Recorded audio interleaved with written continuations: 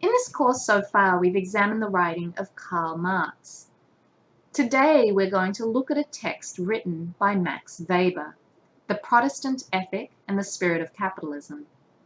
Weber and Marx are seen as two of the founders of modern sociology. Just like Marx sought to describe the shift from pre-capitalist to capitalist society, so also Weber was interested in the shift from traditionalism to modern capitalism. Both are known as modernist theorists, and they both believe in human progress.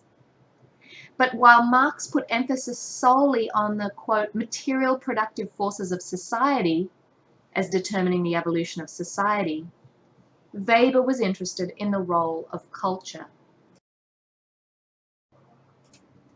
For Weber, Protestantism, especially denominations such as Calvinism, played an important role in creating a certain work ethic at the basis of modern Western capitalism. Weber calls this the, quote, spirit of capitalism.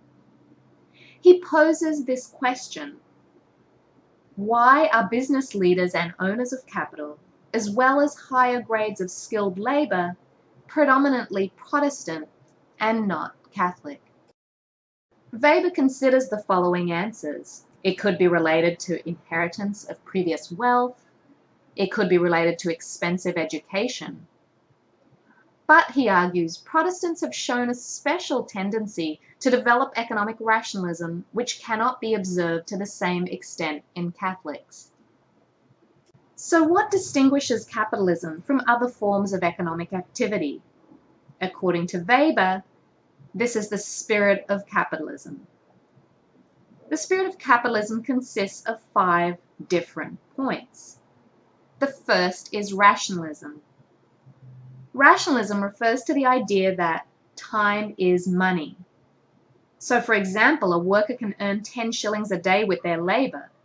If they're idle for half that day, they've earned only 5 shillings and they've thrown away 5 shillings. The other idea is that credit is money. Money creates more money. If you don't collect your debts on time, then the other person collects the interest. The other 5 points that constitute what Weber calls the spirit of capitalism are honesty, punctuality, industry, and frugality. So what is the modern rational capitalist organization that Weber refers to? He contrasts it with what he calls a traditionalist mentality. He gives us a few examples. For example, the case of piece rates in agriculture.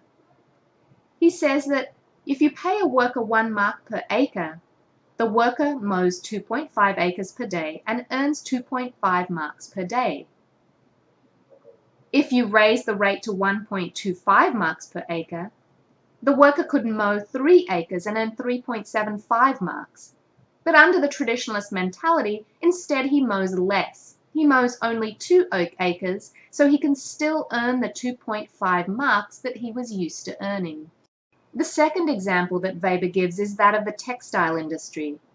He says that peasants came with cloth and they received a standard price. Middlemen put in orders, so the businessman knew exactly how much to produce. There was no risk involved. They would work 5 or 6 hours a day. Earnings were moderate, and life was comfortable and leisurely.